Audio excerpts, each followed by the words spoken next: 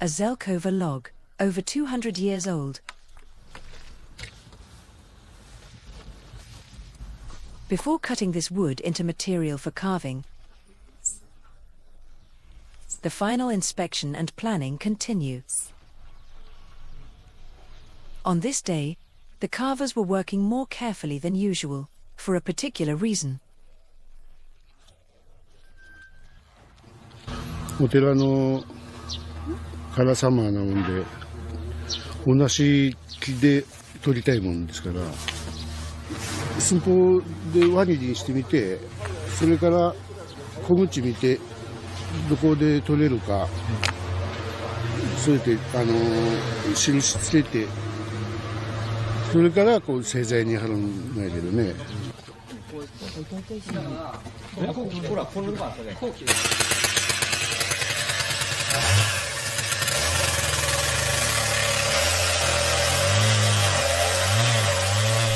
Although backup logs were prepared, they couldn't know if all 7 pieces of the commissioned Karasama set could be taken from this one log, until it was cut.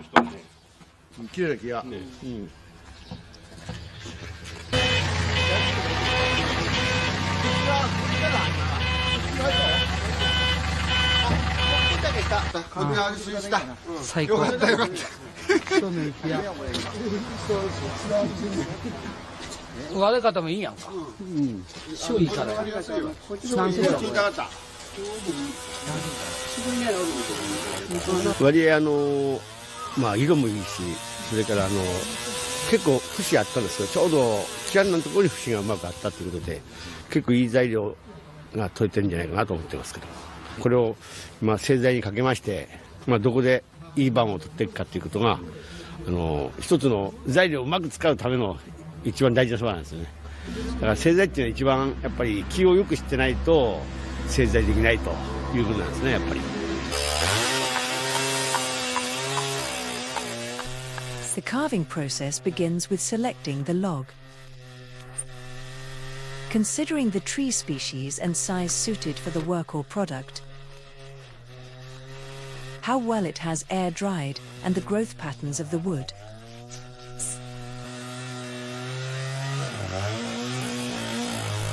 The outcome of milling, cutting boards to the required size and thickness varies greatly depending on these early decisions.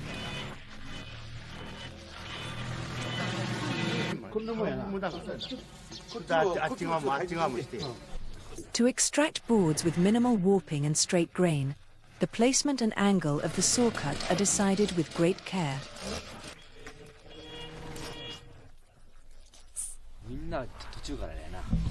Years of experience and intuition guide this judgment.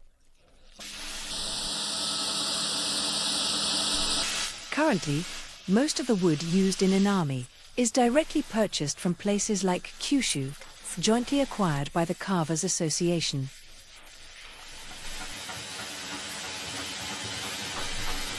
Woods like kusu, camphor, which have good color and fragrance and are relatively uniform, are used for detailed works like ranma panels and figurines. Zelkova, with its beautiful grain, is used for 10-yen statues and ornaments. Polonia, keyaki, being light and resistant to warping and cracking, is used for items like lion heads, shishi gashira. Other woods like cherry, ichii, Japanese yew, and hinoki, cypress, are selected based on their characteristics for carving.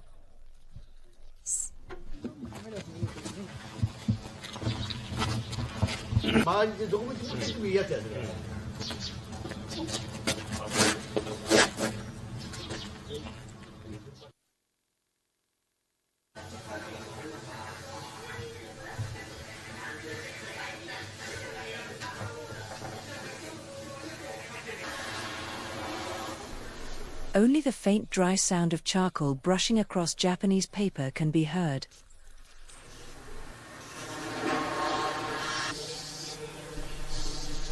The process of drawing the underdrawing begins with developing the initial design.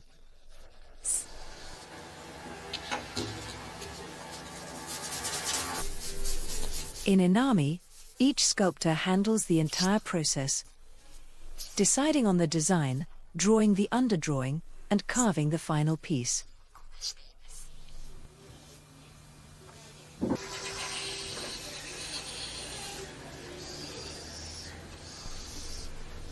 To draw the underdrawing, the artist must have a wide range of knowledge and experience suited to the subject.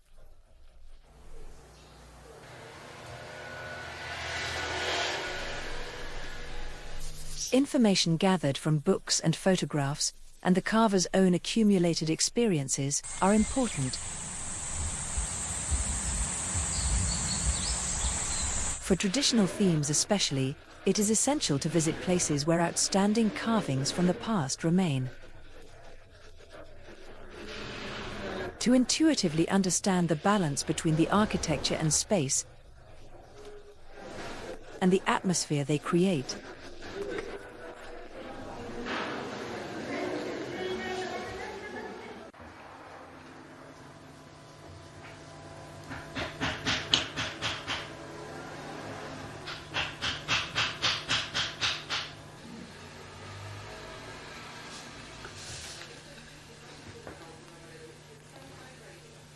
Once the design is finalized, the underdrawing is traced with ink to match the actual size.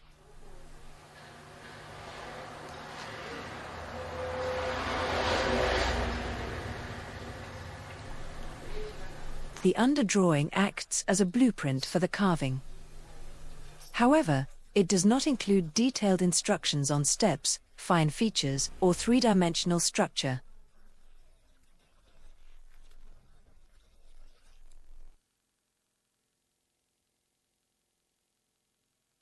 Instead, it reproduces the completed carving envisioned in the artist's mind, as if recording that image on paper.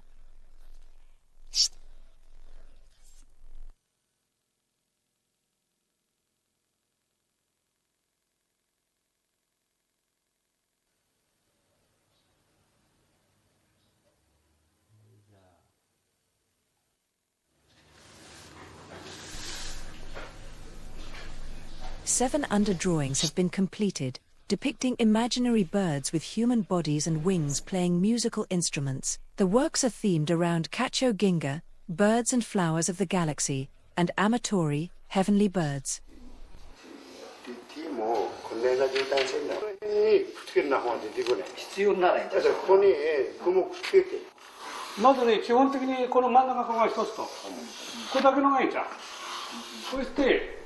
Within about a year, the carvers will work together to complete the temple's Ranma and Karasama carvings, based on these drawings.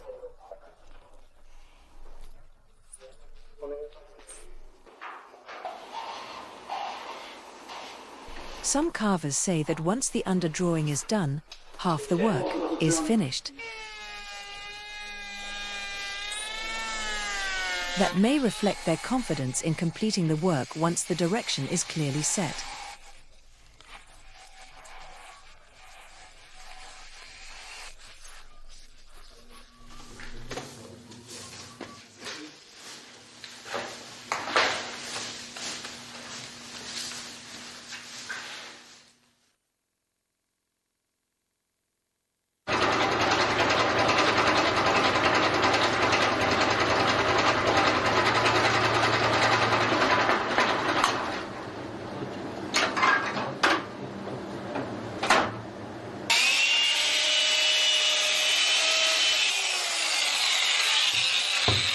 Following the transferred underdrawing,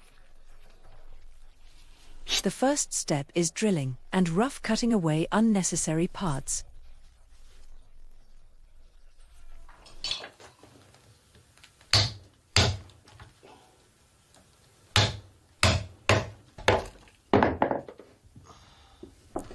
This work outlines the basic shape before the rough carving begins.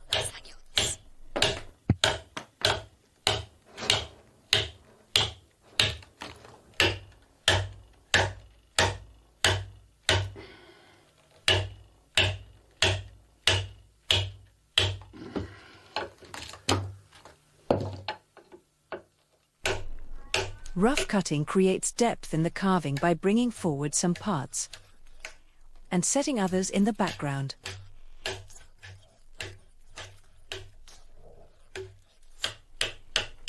Because of this, it requires precise judgment, neither too much nor too little.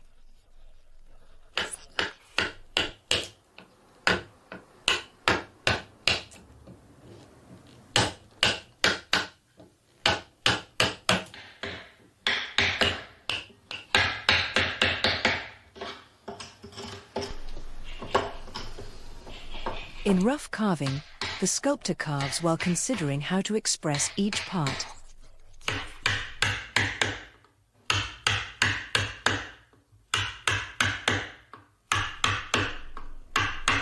The wood must express not only human faces and bodies, or the texture of garments, but even the movement of wind and clouds. When all these elements are in harmony, the carving gains expressive power.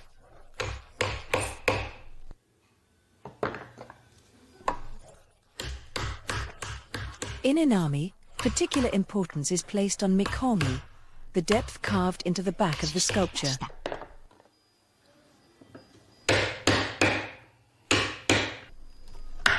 If too much mikomi is carved, the sculpture can appear fragile. If too little, it may look heavy.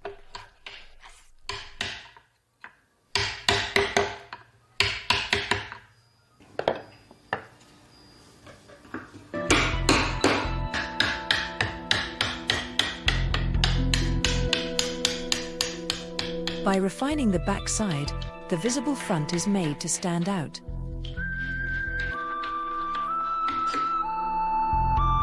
This reveals a philosophy opposite to simply shaping by subtraction. It reflects the idea of uncovering the form and life already present within the wood.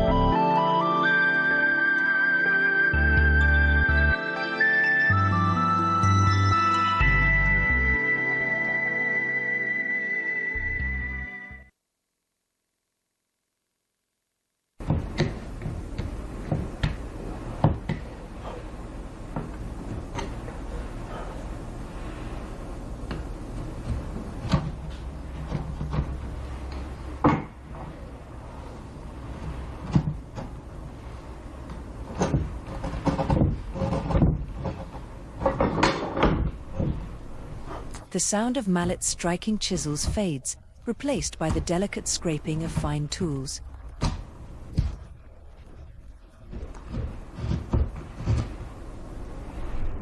This marks the transition to the finishing stage of the carving.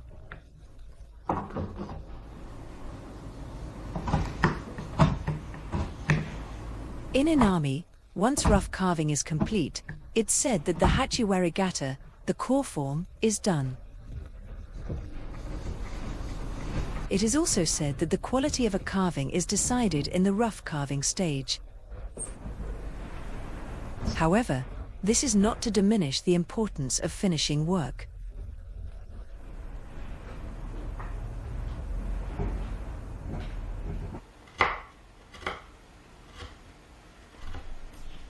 Finishing carving is not just about cleaning up the rough marks. It adds details and expression that rough carving cannot achieve.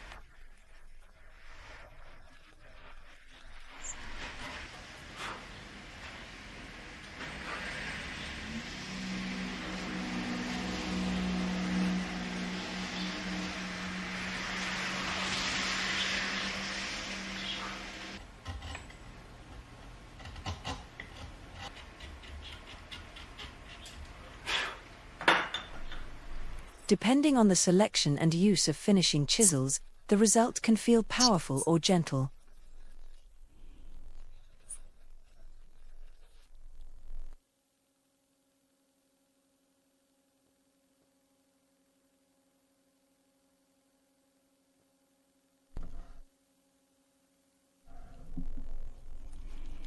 Minute differences in line width, depth, and the treatment of subtle angles and edges, all these accumulate to affect the overall impression.